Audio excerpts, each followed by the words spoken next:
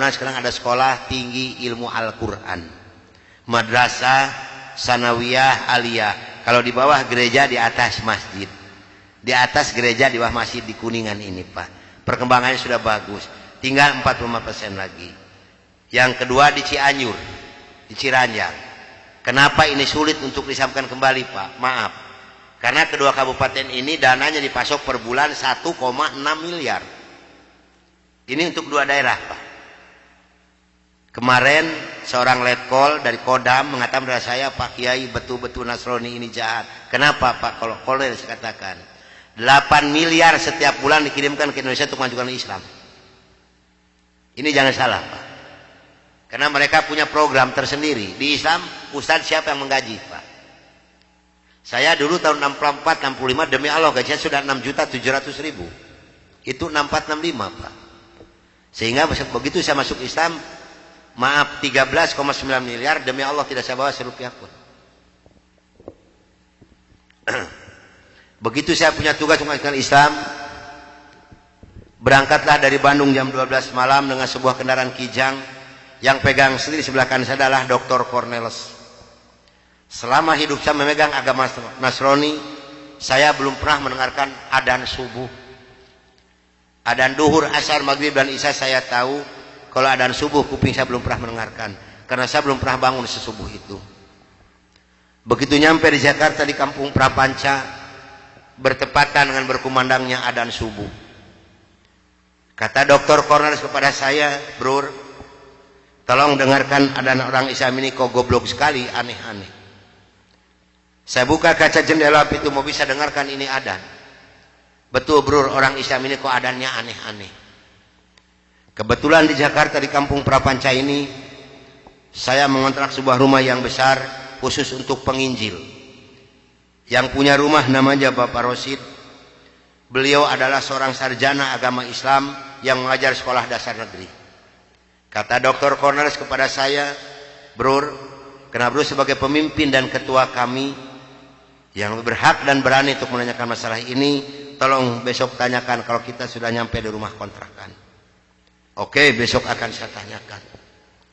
Begitu saya nyampe di rumah kontrakan, kendaraan saya masukkan ke dalam garasi dan sebagian barang-barang diturunkan. Kira-kira jam 7 pagi, Pak Rosid ini keluar dari rumahnya mau mengajar. Karena kebetulan rumah yang saya kontrak dengan rumah beliau bersebelahan, hanya terhalang oleh satu jalan yang kecil. Begitu saya lihat beliau sedang menyalakan sepeda motornya, saya memberanikan diri menghampiri dan menyapa beliau. Kata saya, "Selamat pagi Pak." "Oh selamat pagi Bapak Pendeta, kapan datang dan apa kabar?" "Baik Pak, dan baru saja saya tiba." Ngobrol punya ngobrol. Akhirnya saya memberanikan diri kepada beliau menanyakan tentang ajaran agama Islam. "Pak, apakah boleh saya bertanya kepada Bapak tentang ajaran agama Islam?" Dengan senyuman yang manis, muka yang cerah, beliau memberikan jawaban kepada saya. "Silahkan Bapak Pendeta." Dengan senang hati dan kedua tangan saya terbuka, insya Allah apa yang akan Bapak Pendeta tanyakan akan saya jawab. Mari Bapak Pendeta kita ke dalam rumah. Jangan ngobrol di luar, lebih luas kita ngobrol di dalam rumah. Saya dibawa masuk ke dalam rumah beliau, sehingga beliau ini berani mengorbankan tugas negaranya, tidak jadi mengajar karena ngobrol dengan saya sampai jam 3 sore. Yang pertama sekali saya tanyakan kepada beliau adalah tentang azan. "Pak, kenapa orang Islam ini kok adanya aneh-aneh?" "Aneh-aneh bagaimana Bapak Pendeta?" Tadi begitu saya masuk sini, terdengarlah suara adzan yang asing di kuping saya. Ada kata-kata aso. Aso apalah saya tidak tahu Pak. "Oh betul Bapak Pendeta, itu adzan subuh pakai as-sholatu khairum minan naum."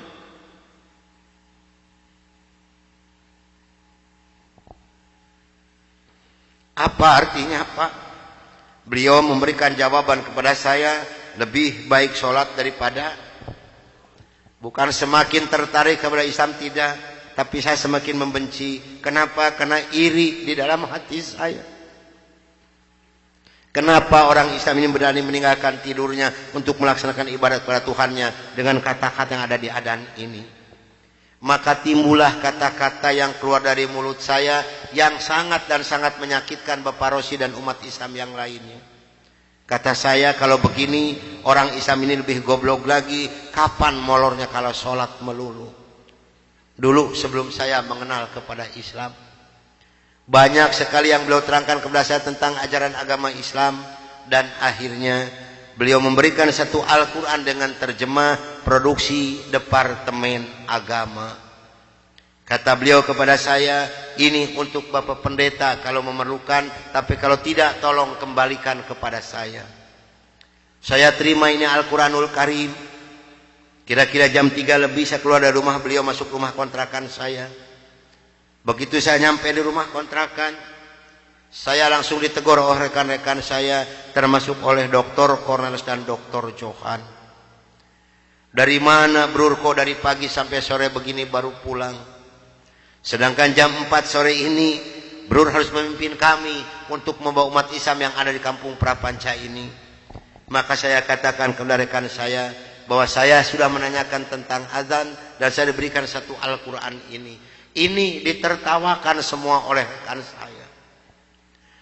Seharusnya sore itu saya memimpin penginjilan. Entah kenapa saya ini malas sama sekali untuk melaksanakan tugas. Mungkin ini sudah jalan dari Allah Subhanahu wa Ta'ala. Maka saya punya tugas, saya serahkan kepada Dr. Cornelis dan Dr. Johan. Brur, tolong pimpin misi kita ini. Tolong pimpin penginjilan kita ini, bawa umat Islam sebanyak-banyak yang ada di kampung Prapanca ini, dan ini dananya 16 juta, tolong bagikan kepada mereka. Pakaian, beras, indomie, susu, gula pasir, dan kebutuhan hidup sehari-hari yang sudah tersedia di dalam kendaraan, silahkan bagikan, harus tepat pada sasaran. Berangkatlah rekan saya 14 ini menjajakan agama door to door dengan bermodalkan uang 16 juta, pakaian dan kebutuhan hidup sehari-hari.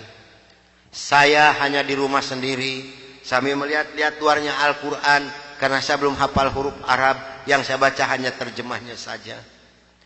Begitu saya akan membuka Al-Quran, terlebih dahulu saya berdoa dulu pada Tuhan saya yang saya yakini dulu.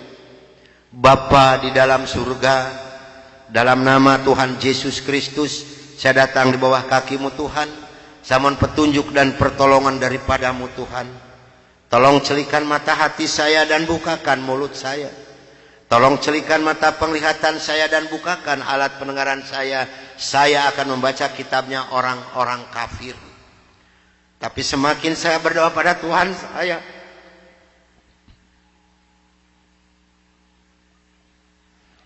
semakin terbukalah dalam Al-Quran ini. Ini suatu keanehan yang nyata di dalam kehidupan saya. Karena saya bingung membuka Al-Quran ini dari mana pertamanya. Begitu saya membuka Al-Quran langsung surat Ali Imran. Di dalam surat Ali Imran ini timbul kembali keanehan yang kedua di dalam benak saya. Kenapa dalam surat Ali Imran ini kok hanya 2 ayat yang diberi tanda merah, yang lain tidak ada? Yaitu Ali Imran 85 dan 102. Ini kalau ibu dan bapak percaya pada iman saya, selama 3 bulan kurang lebih saya tidak pernah merasakan tidur. Hanya membolak-balik membaca arti daripada 2 ayat ini saja. Disitulah taufik dan hidayah masuk pada diri saya. Bergemetarlah seluruh tubuh saya ini.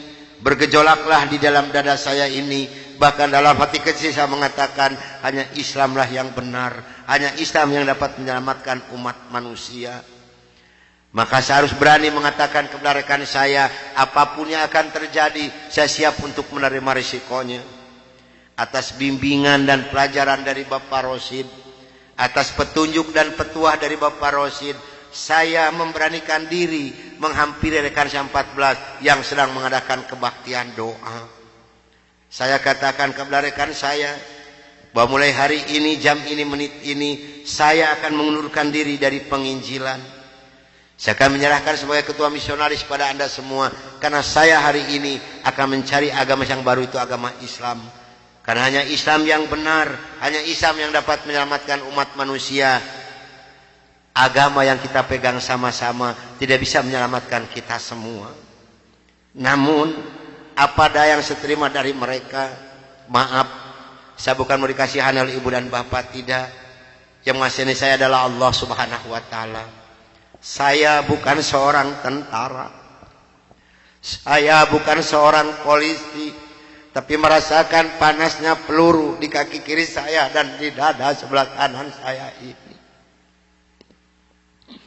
Besi yang lebarnya 6 cm yang dibakar merah membara, yang dipukulkan ke pipi saya tahan dengan tangan kiri saya.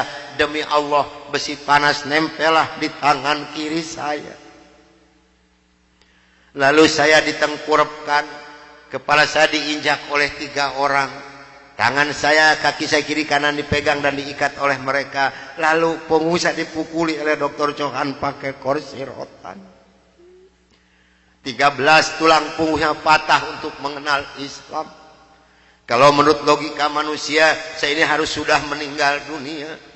Tapi Allah Maha di atas Maha, Allah mempunyai rencana lain untuk saya. Atas izin dan karunia Allah yang diberikan kepada saya bisa lolos dari pembunuhan rekan-rekan saya.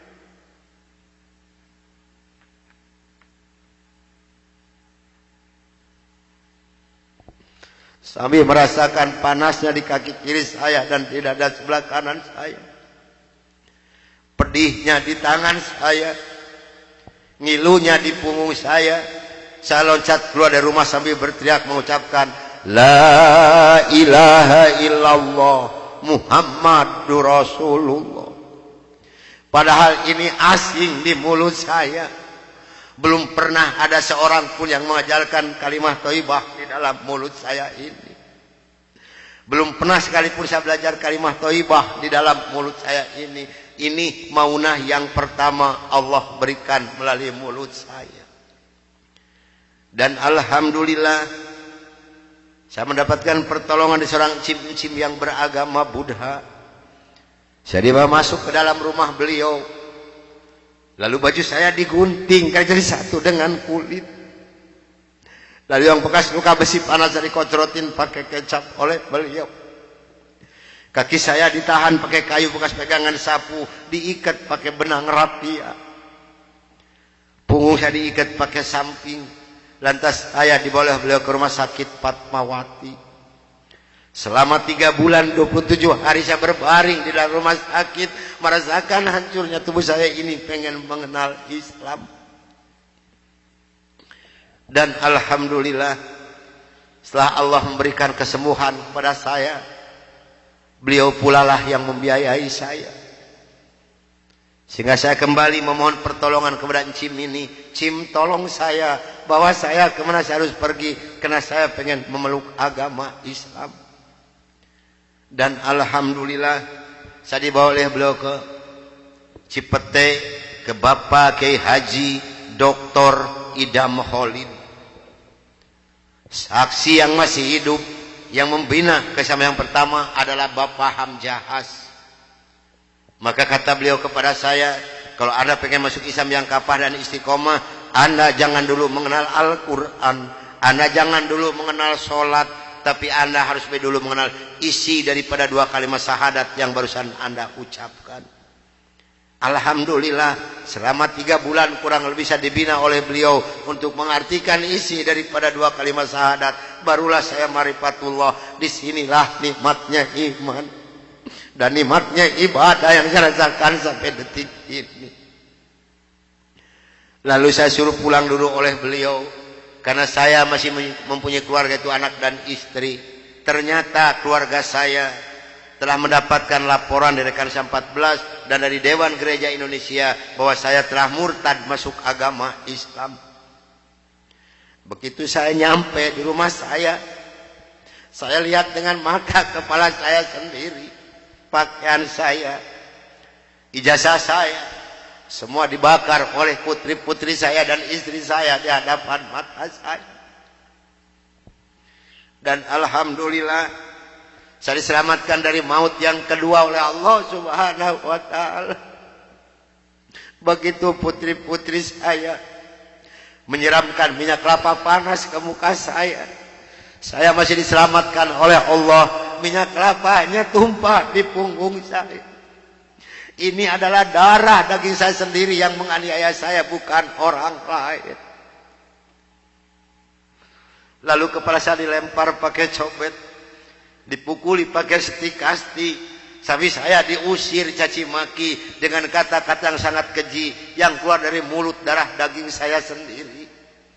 Nyah, engkau di hadapanku anjing, setan, babi, iblis, jangan menginjak rumah ini, haram rumah ini kau diinjak oleh setan dan iblis macam kau. Ini adalah darah daging saya sendiri, bukan orang lain. Dan alhamdulillah begitu saya meninggalkan rumah tangga saya hanya pakai pakaian satu setel yang nempel di badan saya yang penuh dengan minyak kelapa panas. Harta kekayaan berlimpah luah demi Allah tidak saya bawa serupiah pun, karena saya pengen masuk Islam yang kapal dan istiqomah. Saya harus samina wa atona. Jangankan harta kekayaan yang berlimpah luah, putri-putri saya pun yang 3 saya putuskan. Mulai detik ini Anda bukan darah daging saya bukan bapak Anda, dan Anda bukan putri-putri saya. Titik sampai di sini. Jangan ada lagi pertalian darah antara Anda dengan saya. Kenapa saya putuskan kepada putri-putri saya yang 3? Karena saya takut besok atau lusa saya meninggal dunia, bagaimana tanggung jawab saya di hadapan Allah Subhanahu wa taala. Maka alhamdulillah sudah hampir 22 tahun lebih ini saya belum pernah dipertemukan dengan batang hidungnya. Namun alhamdulillah, biarpun putri-putri saya tidak yang ikut satu pun, Allah telah memberikan kebahagiaan kepada saya pada saat sekarang ini. Kebahagiaan yang Allah berikan kepada saya tidak bisa ditukar dengan sesuatu apapun yang ada di dunia ini. Sekalipun emas berlian sebesar gunung tidak mungkin bisa menukarkan kebahagiaan yang Allah berikan kepada saya. Kenapa? Karena rekan saya yang 14 yang dulu menganiaya saya, yang dulu membunuh saya, alhamdulillah sekarang sudah masuk Islam semua. Sekarang sedang jihad fisabilillah, sedang membela agama Allah, yaitu syiar agama Islam di daerah-daerah Nasrani. Itu yang pertama di Papua Barat, di Manokwari.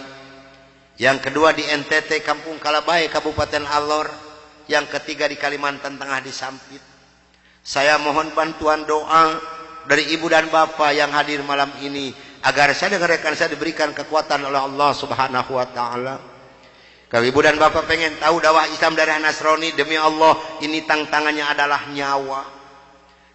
Saya pun di Manokwari sedang menanak nasi, Pak, Bu. Kalau Allah sudah mengizinkan saya harus meninggal, saya dipanah, ini kenal kemaluan saya. Allah belum menghendaki saya untuk meninggal, hanya 3 cm jaraknya di panah. Sedangkan panah di Manokwari demi Allah bukan 1,20 meter panjangnya, tapi 1,60 meter panjangnya. Ujungnya sudah pakai racun. Ini perjuangan membela agama Allah daerah Nasrani. Alhamdulillah perkembangan Islam di daerah Manokwari. Padahal Manokwari ini akan dijadikan kota Injil. Kalau Manokwari sudah jadi kota Injil, yang pertama tidak boleh ada adzan berkumandang, tidak boleh mendirikan masjid, tidak boleh ada perempuan yang berjilbab. Alhamdulillah di sana ada 297 orang yang masuk agama Islam, termasuk orang yang memanah saya. Kemarin tanggal 17 Desember saya baru selesai membuat masjid. Dari mana biayanya? Dari hasil pengajian saya. Saya mohon bantuan doa, karena kadang-kadang rekan saya di sana, Pak, maaf, 10 hari lebih tidak pernah ketemu nasi. Yang dimakan oleh rekan saya singkong direbus, yang penting terganjal perut, karena sulit mencari dana untuk dakwah di Islam ini. Dari mana makan mereka sehari-hari? Maaf, dari hasil pengajian saya. Karena mereka lepas dari gereja tidak ada santunan apapun. Siapa yang harus bertanggung jawab? Kita-kita inilah sebagai umat muslim. Di Kalimantan Tengah ada 192 orang. Di sana, Pak, demi Allah tidak ada masjid satupun. Gereja ada 9. Paling banyak isi gereja 15 orang. Kalau saya mengadakan sholat berjamaah di Kalimantan ini, pakai kompas di luar, di lapangan, di atas disiram oleh mereka. Saya hanya bisa berdoa, ya Allah berikan taufik dan hidayah bagi mereka, karena mereka tidak tahu kedatangan saya ini mau apa. Alhamdulillah 4 hari kemudian 8 orang yang masuk agama Islam, maka berjumlah 192 orang yang ibu dan nenek yang kupingnya pada panjang-panjang. Saya mohon bantuan doa, karena saya sedang membebaskan tanah untuk pembangunan masjid. Mudah-mudahan Allah memberikan jalan untuk saya untuk melunasi tanah di sana, untuk pembangunan masjid di sana. Nah hadirin ikhwatul iman rahimakumullah yang hadir malam ini, barangkali, tapi sebelumnya saya mohon maaf yang sebesar-besarnya, barangkali ibu dan bapak mau ikut berjuang membela agama Allah, menyisihkan sedikit rezeki untuk pembebasan tanah di Kalimantan ini, insya Allah hubungi saya. Tapi yang penting adalah doa, karena doa lebih dulu nyampe di hadapan Allah subhanahu wa ta'ala. Nah hadirin ikhwatul iman rahimakumullah, itulah mungkin tausiah saya yang saya bisa sampaikan malam ini. Mudah-mudahan ada manfaat guna untuk ibu dan bapak. Dan mudah-mudahan yang hadir malam ini kelak di yaumul qiyamah mendapatkan syafaatul ujma dari Kangjeng Nabi besar Muhammad Rasulullah sallallahu alaihi wasallam. Dan mudah-mudahan kita dipertemukan Allah bukan hanya sampai di sini saja, tapi sampai yaumul jaza kita dipertemukan kembali oleh Allah subhanahu wa ta'ala. Akhirul kalam wabillahi taufiq wal hidayah. Wassalamualaikum warahmatullahi wabarakatuh.